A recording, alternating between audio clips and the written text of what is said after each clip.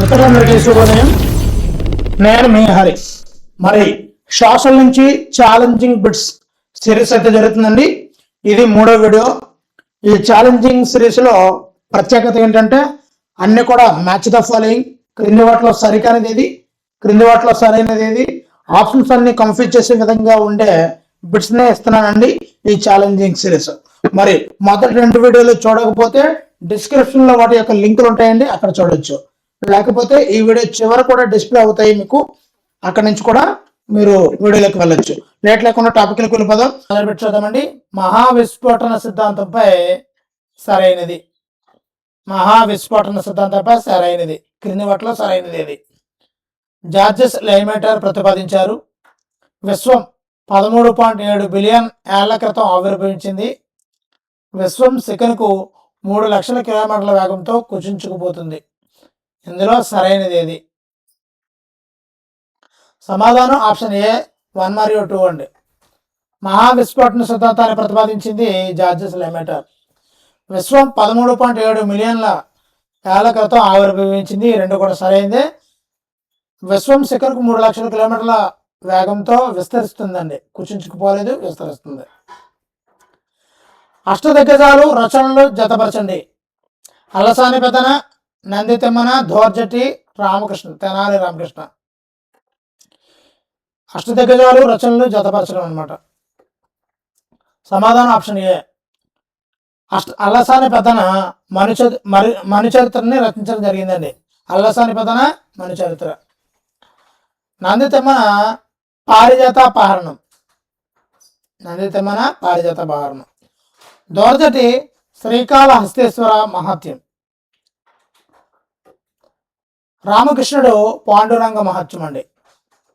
రామకృష్ణుడు పాండురంగ మహత్యం. Next పెట్టి చూద్దామండి. బహమనీ సామ్రాజ్యంపై సరికానిది. బహమనీ సామ్రాజ్యంపై సరికానిది ఏది? 1347లో హాసన్ గంగు స్థాపించాడు. 1347లో హాసన్ గంగు స్థాపించాడు.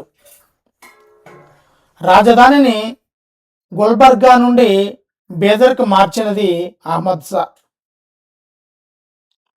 మహమ్మద్ గవాన్ ఒక భారతీయ పాలకుడు. ఇందులో బహమనీ సామ్రాజ్యంపై సరికానిది ఏది?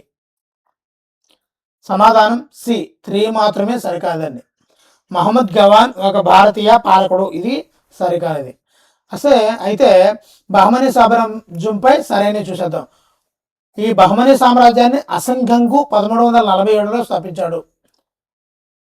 రాజధానిని బహమనీ సామ్రాజ్య రాజధానిని గుల్బర్గా నుండి బేదర్కి మార్చింది అహ్మద్ షా. నెక్స్ట్, విదేశీ యాత్రికులు రాజులను జతపరచండి. Ibn Battuta, Abdul Razzaq, Domingo Paes. ఎవరి హయాంలో విదేశీ యాత్రికులు వచ్చారు అన్నది ఇక్కడ జతపరచడం అండి. సమాధానం option A. Ibn Battuta Harihara వనండి. Battuta Hari. Abdul Razzaq Devaraya 2 అండి. Abdul Razzaq Devaraya 2. Domingo Paes Srikrishna Devaraya టైంలో. Domingo phase. శ్రీకృష్ణదేవరాయల్ని ఫేజ్ చేయలేమండి. శ్రీకృష్ణదేవరాయల్ని ఫేజ్ చేయలేం. హరి మీకు ఒక భటుడిలాగా సహాయపడుతూ ఉంటాడు యూట్యూబ్ ఛానల్లో. అబ్దుల్ రజాక్ దేవరాయ 2. శివాజీ పరిపాలనపై సరికానిది ఏది? శివాజీ పరిపాలనపై సరికానిది. మావలికొండ జాతి ప్రజలతో సైన్యం. మావలికొండ జాతి ప్రజలతో సైన్యం. గొరిల్లా యుద్ధ విద్యలో సైన్యానికి శిక్షణ. శివాజీ కాలంలో ప్రధానమంత్రిని అమాత్య అని పిలిచేవారు. సమాధానం ఆప్షన్ సి 3 మాత్రమే సరికానిది. శివాజీ కాలంలో ప్రధానమంత్రిని అమాత్య అని పిలిచేవారు, ఇది సరికానిది. మరి ప్రధానమంత్రిని ఏమని పిలిచేవారు? ప్రధానమంత్రి ఎవరు శివాజీ కాలంలో? మీకు తెలిస్తే తప్పనిసరిగా కామెంట్ చేయండి. షేర్షా నాణాలను జతపరచండి. షేర్షా రూపొందించినటువంటి నాణాలు ఉన్నాయి. రూపాయి, దామ్. ఆన్సర్ ఆప్షన్ ఏ, రూపాయి, వెండి. ధామ్, రాగి. రాధా, రాగి, ధామ్, రాధా. మరి మొదలుపెట్టి చూద్దామండి. గ్రహాలు మరియు వాటి లక్షణాలకు సంబంధించి సరికాని వ్యాఖ్య ఏది? గ్రహాలు మరియు వాటి లక్షణాలకు సంబంధించి సరికాని వ్యాఖ్య ఏది? గ్రహాలలో అతి చిన్న గ్రహం బుధుడు, అతి పెద్దది బృహస్పతి. రెండో పాయింట్, శుక్రుడిని ఎర్త్ ట్విన్ అంటారు ఎందుకంటే పరిమాణం, ఆకారం భూమిని పోలి ఉంటాయి. మూడవది, అంగారక గ్రహం బాహ్య అంతరిక్షం నుండి చూసినప్పుడు నీలం రంగులో కనిపిస్తుంది. 4, 2006లో ప్లూటోను గ్రహాల జాబితా నుండి తొలగించారు. క్రింది వాటిలో సరికాని వ్యాఖ్య ఏది? మీరు ఆన్సర్ పెట్టడానికి ట్రై చేయండి. ఆన్సర్ రివీల్ చేస్తున్నానండి. ఆన్సర్ ఆప్షన్ బి, 3 మాత్రమే. అంటే అంగారక గ్రహం బాహ్య అంతరిక్షం నుండి చూసినప్పుడు నీలం రంగులో కనిపిస్తుంది. ఇది సరికానిదండి. మరి నీలం రంగులో కనిపించేది భూమి. సో గ్రహాల చిన్న గ్రహం బుధుడు, పెద్దది బృహస్పతి, శుక్రుడిని భూమి యొక్క ఎర్త్ ట్విన్ అంటారు. ప్లూటోను గ్రహాల జాబితా నుండి 2006లో తొలగించడం జరిగింది. ఓకేనండి, నెక్స్ట్ బిట్ చూసేద్దాం.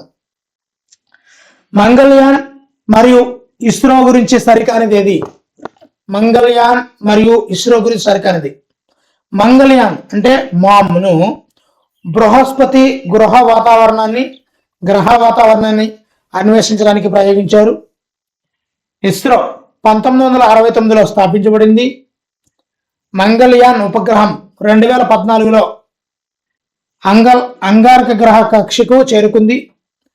అంగారక గ్రహం పైకి చేరుకున్న 4వ అంతరిక్ష సంస్థ ఇస్రో. ఇందులో సరికానిది ఏది?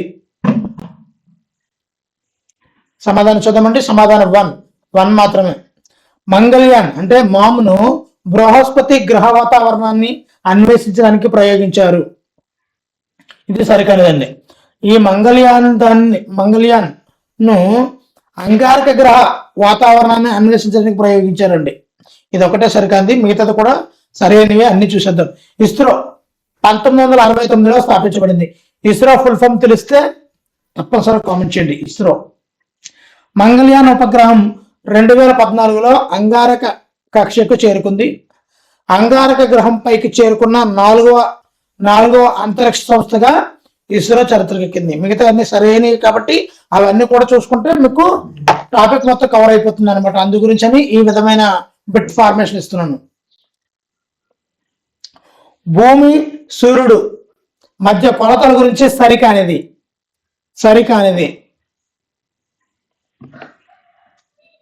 కాంతి ఒక సెకనుకు 3 లక్షల కిలోమీటర్ల వేగంతో ప్రయాణిస్తుంది. సూర్యుని ఉపరితలంపై సుమారు 6000 డిగ్రీ సెంటీగ్రేడ్ ఉష్ణోగ్రత ఉంటుంది. భూమి సూర్యుడి మధ్య దూరం 15 కోట్ల కిలోమీటర్లు. సూర్యుని కాంతి భూమిని చేరడానికి సుమారు 8 గంటల సమయం పడుతుంది. ఇందులో సరికానిది ఏది? సమాధానం ఆప్షన్ 3, 4 మాత్రమే. సూర్యుని కాంతి భూమిని చేరడానికి సుమారు 8 నిమిషాల సమయం పడుతుందండి. 8 నిమిషాలు. అదే మనం చూసుకున్నట్లు భూమి సూర్యుడి మధ్య దూరం 15 కోట్ల కిలోమీటర్ల దూరం ఉంది కదా. ఈ 15 కోట్ల కిలోమీటర్ల దూరాన్ని కాంతి చేరడానికి 8 నిమిషాల సమయం పడుతుందండి. సూర్యుని ఉపరితలంపై ఉష్ణోగ్రత 6000 డిగ్రీ సెంటీగ్రేడ్. కాంతి ఒక సెకండ్కు 3 లక్షల కిలోమీటర్ల దూరం ప్రయాణిస్తుంది. ఓకేనండి, నెక్స్ట్ బిట్ చూద్దామండి. అక్షాంశాలు, రేఖాంశాల ఉపయోగాల గురించి సరికానిది ఏది? అక్షాంశాలు భూమధ్య రేఖకు ఉత్తర దక్షిణాన ఉన్న దూరాలను కొలవడానికి ఉపయోగపడతాయి. భూమి యొక్క వాతావరణ విభజనను అంటే శీతోష్ణ స్థితిని రేఖాంశాల సహాయంతో మాత్రమే అధ్యయనం చేస్తారు. అంతర్జాతీయ దినరేఖ 180 డిగ్రీల తూర్పు పశ్చిమ రేఖాంశం. రేఖాంశాలు పొడవులో సమానంగా ఉండి ధ్రువాల వద్ద కలుస్తాయి. ఇందులో సరికానిది ఏది?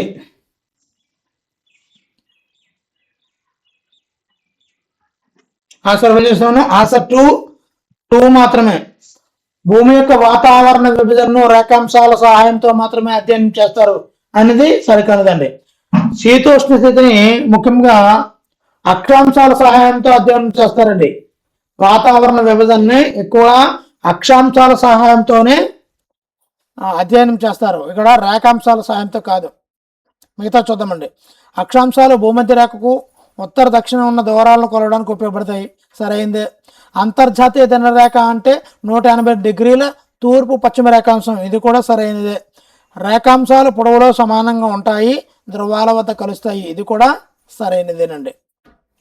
నెక్స్ట్, పటాలలో ప్రక్షేపణ విధానం గురించి సరికానిది ఇది.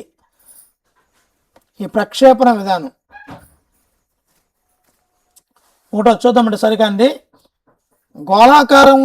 గోళాకారంగా ఉన్న భూమిపై ఉన్న అంశాలను సమతల ఉపరితలంపై సవరించి చూపడాన్నే ప్రక్షేపణం అంటారు. పటాల తయారీలో ప్రక్షేపణ పద్ధతిని ప్రవేశపెట్టింది అనాక్సిమండర్. గెరార్డస్ మెర్కేటస్ డచ్ దేశానికి చెందిన కార్టోగ్రాఫర్. అక్షాంశ రేఖాంశ భావనలను పటాల తయారీకి అనువదించినది గ్రీకులు. చెప్పండి, ఇలాంటి బిట్లు వస్తే ఎలా ఉంటుంది?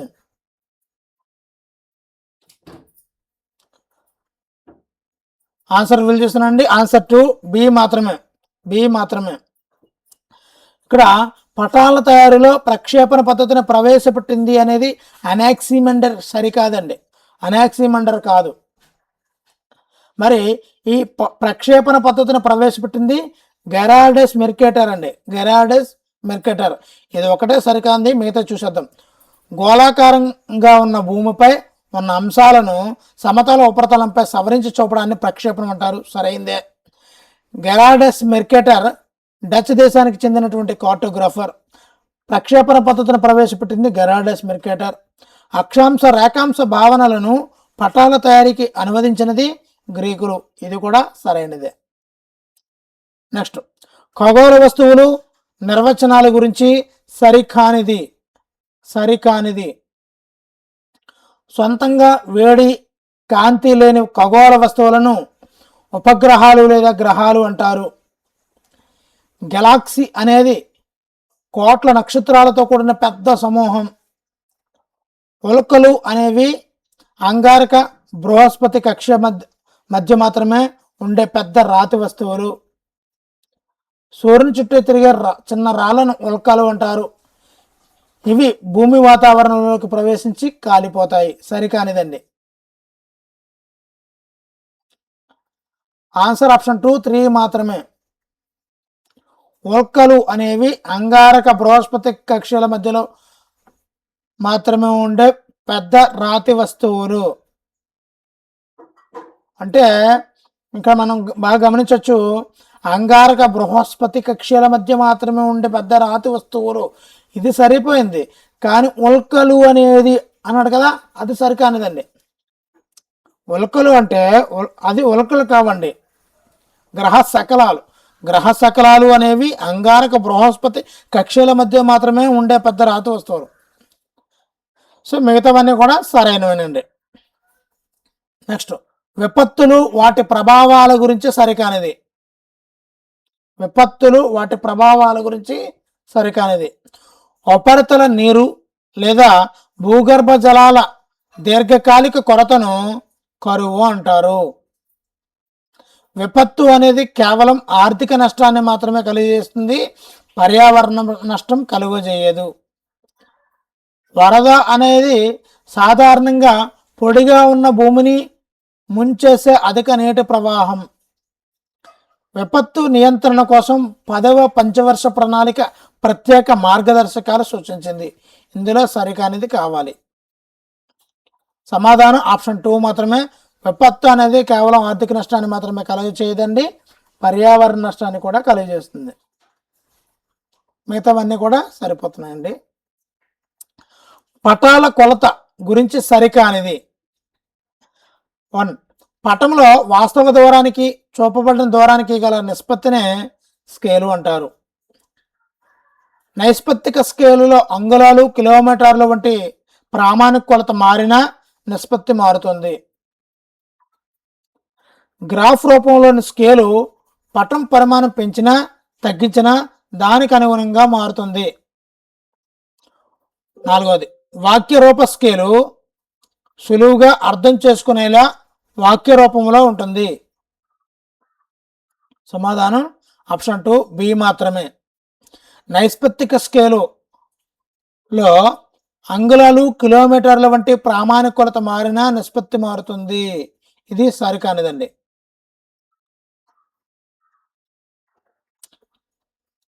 నైష్పత్తిక స్కేలులో ప్రామాణిక కొలత మారినా నిష్పత్తి అయితే మారదండి. నిష్పత్తి మారదన్నమాట. నెక్స్ట్, అక్షాంశాలు డిగ్రీ పేర్ల గురించి సరికానిది. 66.5 డిగ్రీల ఉత్తర అక్షాంశం ఆర్కిటిక్ వలయం, 23.5 డిగ్రీల దక్షిణ అక్షాంశాన్ని కర్కట రేఖ, 0 డిగ్రీల అక్షాంశాన్ని భూమధ్య రేఖ, ఇది పెద్ద వృత్తం, 90 డిగ్రీల దక్షిణ అక్షాంశాన్ని దక్షిణ ధ్రువం అంటారు. వీటిలో సరికానిది ఏది? సమాధానం ఆప్షన్ 2 23.5 డిగ్రీల దక్షిణ అక్షాంశాన్ని మకర రేఖ అంటామండి, కర్కట రేఖ కాదు. ఓకేనండి. నెక్స్ట్, భూపొరలు పర్యావరణంపై సరికానిది ఏది? భూపొరలు పర్యావరణంపై సరికానిది. భూమి 3 పొరలు కలిగి ఉంటుంది. వాతావరణాన్ని 5 పొరలుగా విభజించారు. భూమిపై ఉన్న నీటిలో 50% మాత్రమే మానవులు ఉపయోగపడుతుంది. సమాధానం ఆప్షన్ సి 3 మాత్రమే. భూమిపై ఉన్న నీటిలో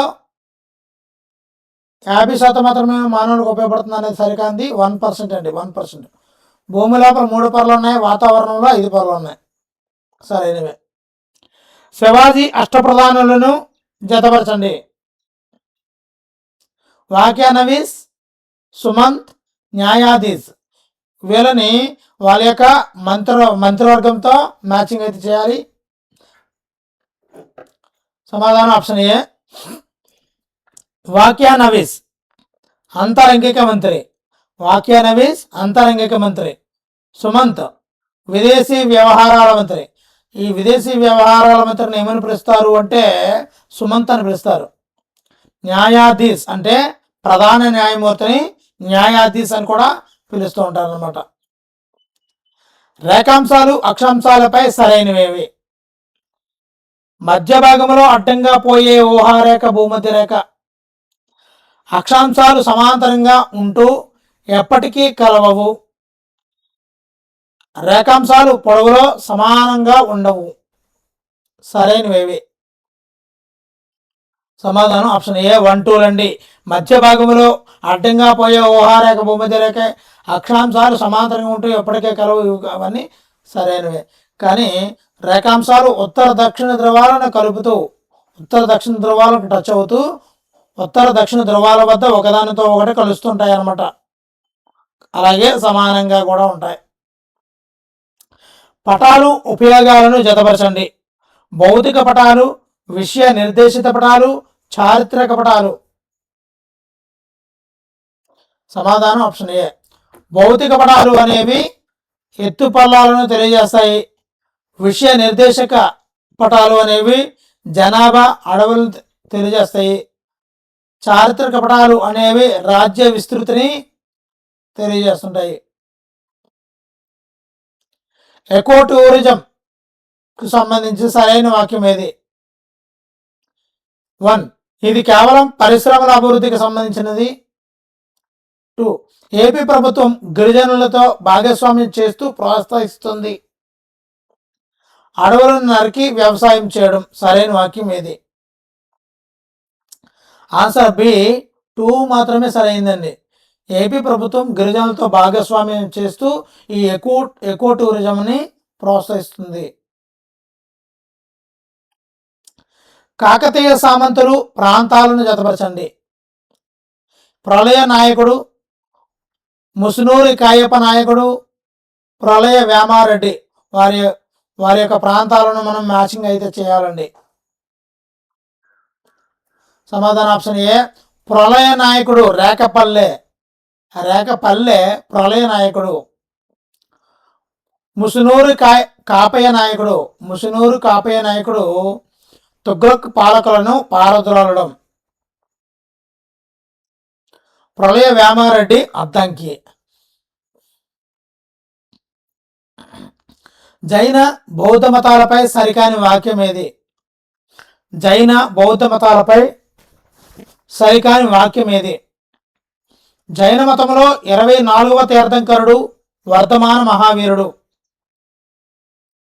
బుద్ధుని బోధనలను ఆర్య సత్యాలు అంటారు. గోమటేశ్వర ఆలయం బాహుబలి బౌద్ధ దేవాలయం. ఇందులో సరికాని వాక్యం ఏది? సమాధానం సి 3 మాత్రమే. మరి గోమటేశ్వర ఆలయం అనేది ఏ దేవాలయం? మీకు తెలిస్తే కామెంట్ చేయండి. నృత్య రూపాలు వ్యక్తులను జతపరచండి. పేరిణి నాట్యం. పేరిణి నాట్యం సిద్ధేంద్ర యోగి, కూచిపూడి, భరతనాట్యం. వీటిలో ఆ రూపొందించిన వ్యక్తులతో మనం జతపరచాల్సి ఉంటుందండి.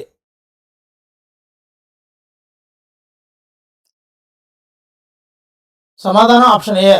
పేరిణి. పేరిణి నాట్యం నటరాజ రామకృష్ణ అండి. పేరిణి నటరాజ రామకృష్ణ.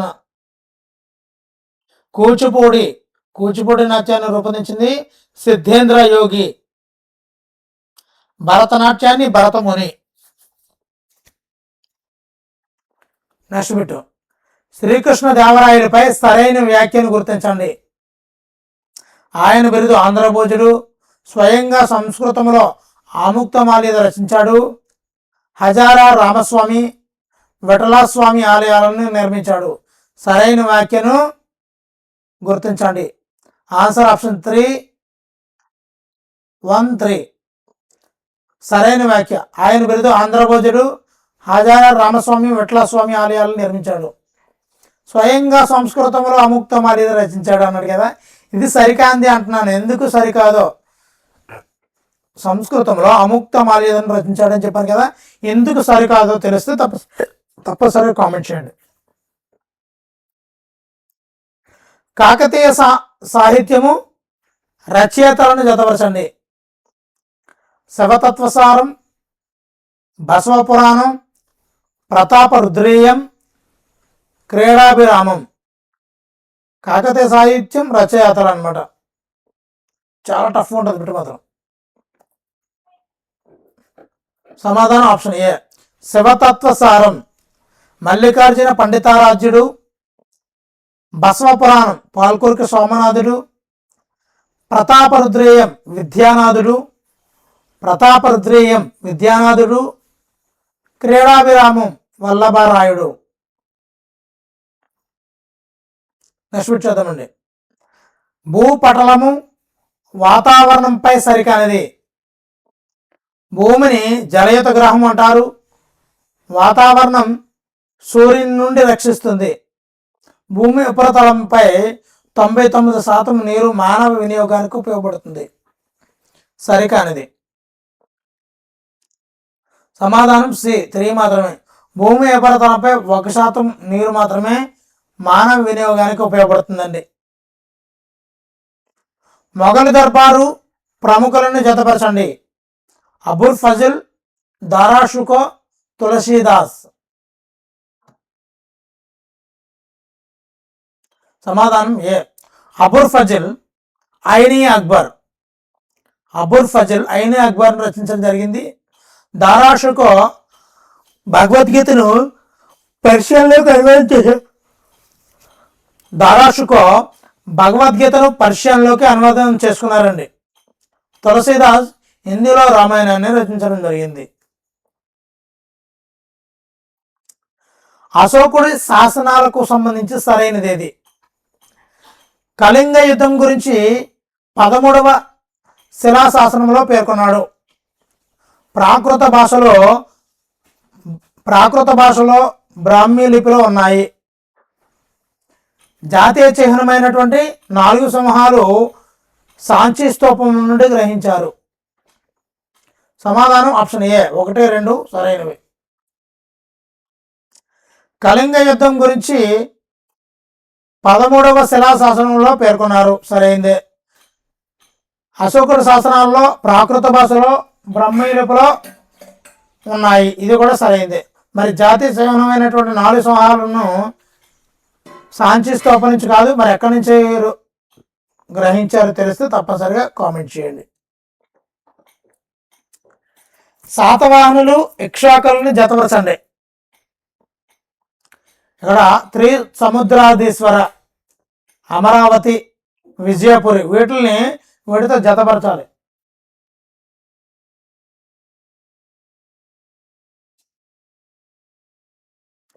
సమాధానం ఏ త్రిసముద్రాధీశ్వర.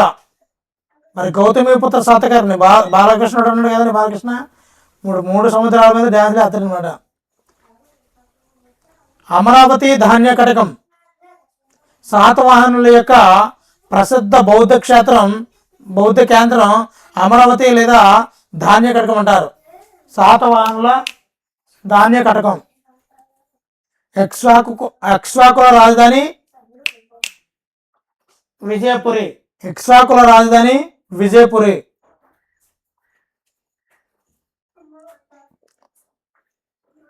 మరి ఇదండి వీడియో నచ్చితే తప్పనిసరిగా లైక్ చేయండి. ఇలాంటి మరిన్ని మల్టిపుల్ చాయిస్ బిట్ల కోసం మన ఛానల్ హరి స్టూడెంట్ కార్ని సబ్స్క్రైబ్ చేసుకోండి.